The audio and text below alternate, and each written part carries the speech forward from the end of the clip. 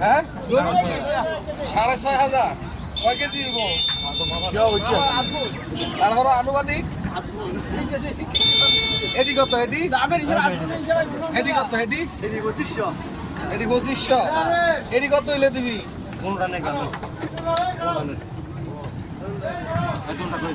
হ্যাঁ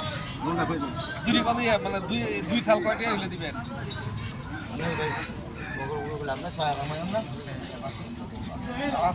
দাম বেশি হ্যাঁ আরে না দাম বেশি চাইতেছস তো 3,000 দেবো দিবি 3,000 কত কইছে